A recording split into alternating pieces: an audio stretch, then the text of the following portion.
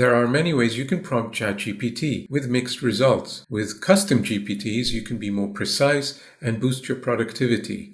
For tasks like writing emails or reports, summarizing meetings, or creating presentation content. And all of this can be done at a fraction of the time. It's like adding a new person into your team at virtually no cost. In this video, I'll show you how to create a custom GPT within ChatGPT to do daily tasks for you in 5 easy steps. And stick around to the end where I'll show you how your new AI assistant can be more versatile while sticking to the role that we defined for it. Let's get started by first understanding the difference between the regular prompting and using custom GPTs and why you should build your own. Most people use the free version of ChatGPT in the main interface by prompting directly into it. That works, but it's like giving one-off instructions for every little task, and that becomes very difficult to manage. In another video, I show how to use the regular interface to make ChatGPT write just like you. The link to that video is in the description and at the end of this video. However, to create your own custom GPT, you're going to need a paid ChatGPT Plus subscription, which allows you to create your own custom GPTs, your own AI assistants, to do the tasks for you. At the price of a quick lunch out every month, I think the value that you get out of it is worth it. So the first step is to enter your regular ChatGPT interface. On the top right, you've got your account profile. You can click on My Plan to purchase the Plus plan that you need to build your custom GPTs. And underneath that option, you've got My GPTs. Click on it, and immediately you'll see the interface for creating your GPTs. I've got quite a few that are built for myself. In it is the option Create a GPT, which says customize a version of ChatGPT for a specific purpose. Click on it, and immediately you're in the interface of creation of your custom GPT. You've got 2 tabs, Create and Configure. It sent me to the Configure tab. I can create my ChatGPT here. I like to start with the Create option. It asks, "Hi, I'll help you build a new GPT." You can say something like, "Make a creative who helps generate visuals for a new product." So step 2 is to define your GPT now. We would like to make a GPT that creates LinkedIn posts from content that we give it. Click Go, and it'll immediately ask us, "Next, let's decide on a name. How about LinkedIn Post Wizard?" Sure, let's go with that. And it'll create for you an icon for your GPT. And if you notice on the right of the screen, you've got the preview of how the GPT looks, the interface for it. A bit different to your regular ChatGPT interface. You've got your icon of your custom GPT with the title, with its name, LinkedIn Post Wizard. So here in the preview section, you can actually work with it and test it out. It says, "Do you like it? Yes, let's approve it." So now that everything is set, how do you want me to focus when creating LinkedIn posts from your content? It's asking you now to define it further. So I wanted posts that are conversational and friendly in tone. I wanted to use 7th grade level language. I wanted to use sentences no longer than 11 words. The post should not have paragraphs that are long and chunky. They should have no more than 3 sentences in them. I want the post to start with hook lines and an emoticon that create curiosity for the reader, so they should be catchy and opinionated. It'll say, "How do you want me to interact with you? Should I keep it formal, casual?" So now it's asking me to define it even further, give it clear instructions of how it should write, how it should behave. At this stage, usually I go to the Configure tab because, as you can see, I can now start building more detail. You've got the name of your GPT, you've got the description of your GPT, creates conversational LinkedIn posts from provided content using friendly, simple language. You can edit all these if you want. And then you have the instructions. So that essentially is your prompt. That's where you start giving the GPT context. That's the most critical part of prompting for AI. For any large language model, ChatGPT, even in the regular interface in ChatGPT, you've got to give the AI context.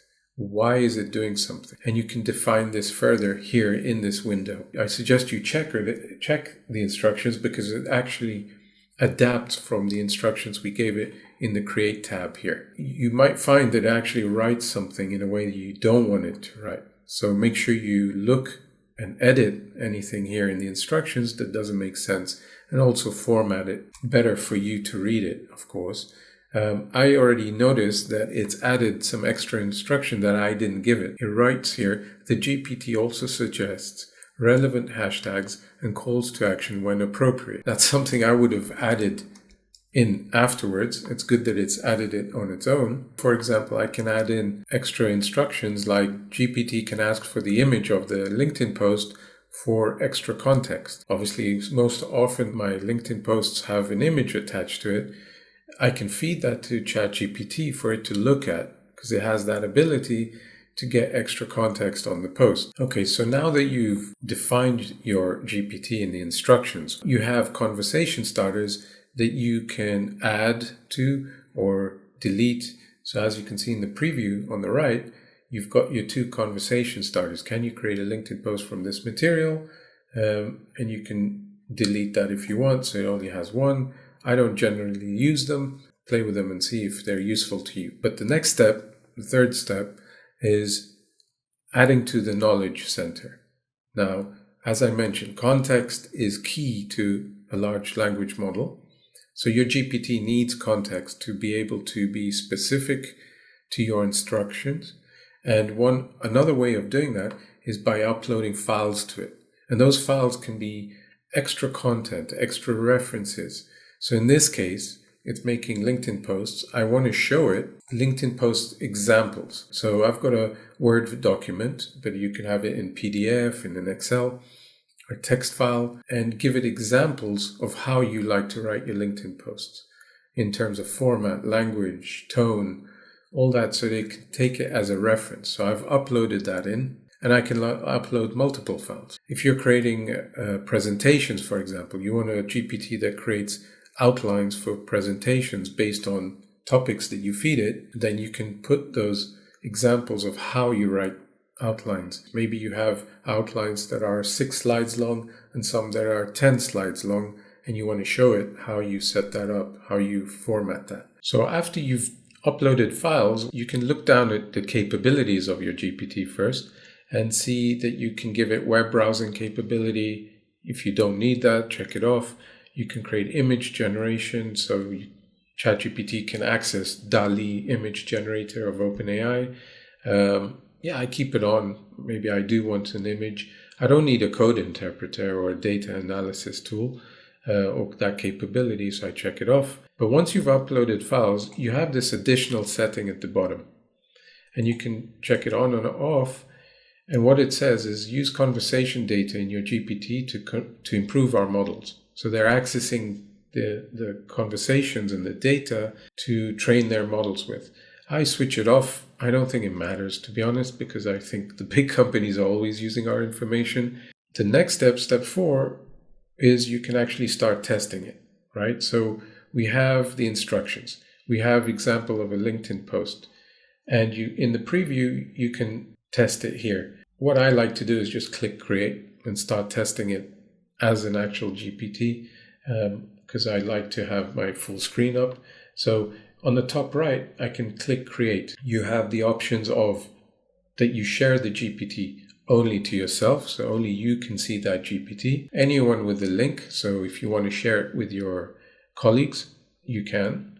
Or you can put it in the GPT store, which means that it goes public. Anyone who has access to ChatGPT and the GPT store will see your GPT and be able to use it. I'm going to click on only me. So it's created the GPT. It has a link. You can share that if you've opted for that. And as you can see, we're now in the interface for your Custom GPT, your LinkedIn Post Wizard assistant.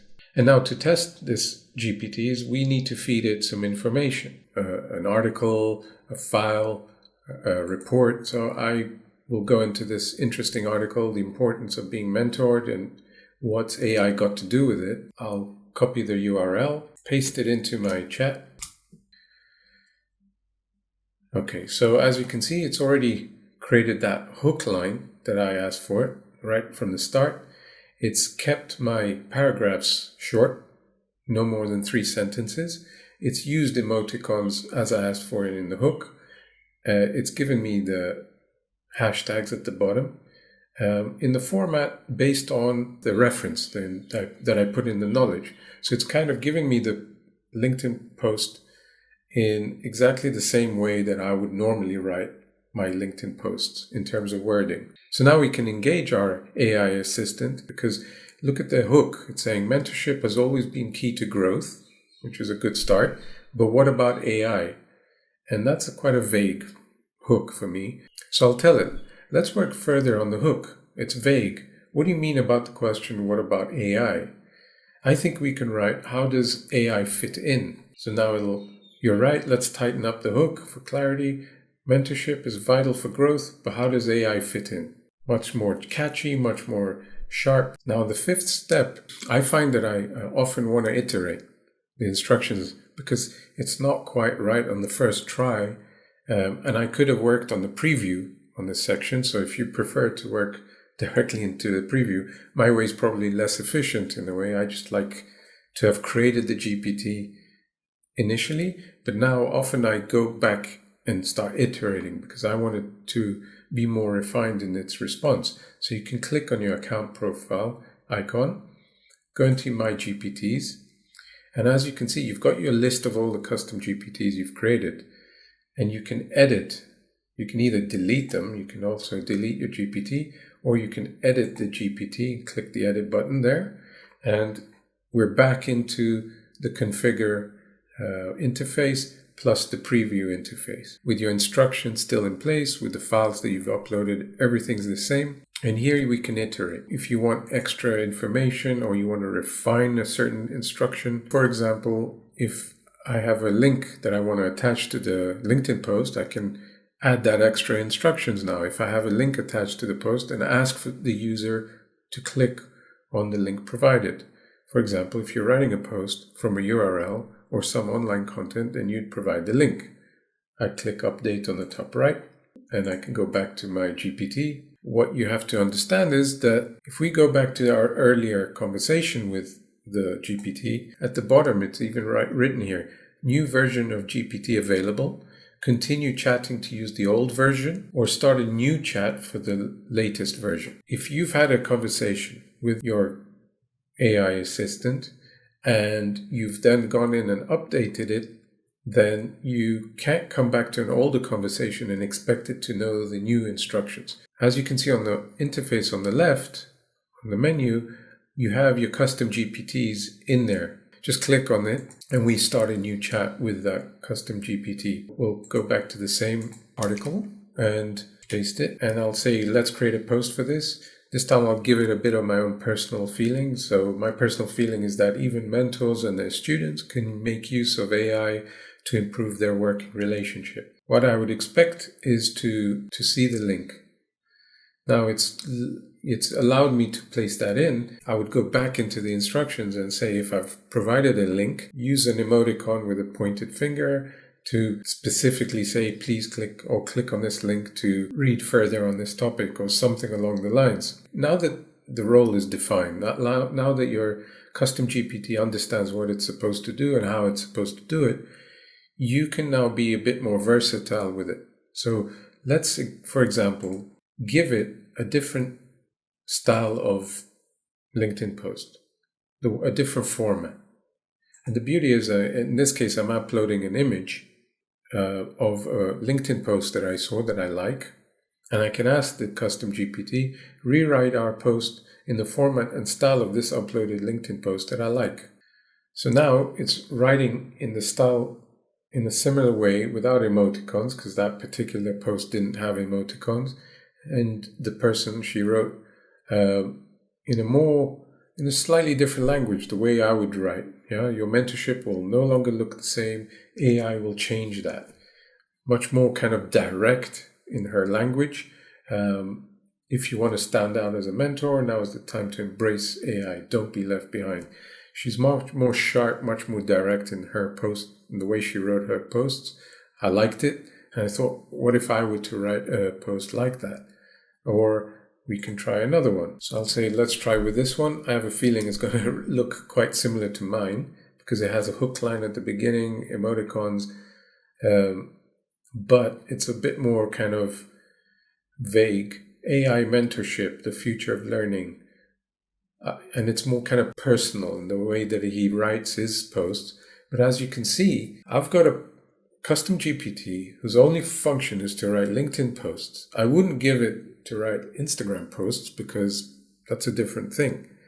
Its only role, and I would put this in the instructions, I actually recommend this, is to tell your AI, your assistant, not to do anything but what it's supposed to do, right? And so I've given it my instructions, my references, how I want it. I've defined it correctly, but now I can actually tell it, hey, why don't you try doing the same function, but in this way? And it's quite versatile in that. And look how quickly I wrote LinkedIn posts and content. Now, obviously, I would go in and edit it myself and give it my own personal touch. I don't recommend just copy pasting from it. Have a read, obviously do your editing job for it. But, it's actually quite a fast way of working, much more efficient than working with a regular ChatGPT interface. So I hope this video has helped you understand how to set up your custom GPTs. If you are just going to use the free version of ChatGPT, but still want to make it write just like you in a more personalized manner, then click on the video link here. And if you like this video, click on the like button and do subscribe to my channel. It'll help me grow, and I will obviously keep sharing what AI tools are out there, how it can help you in your work, in your business. So thanks for listening in, and see you next time.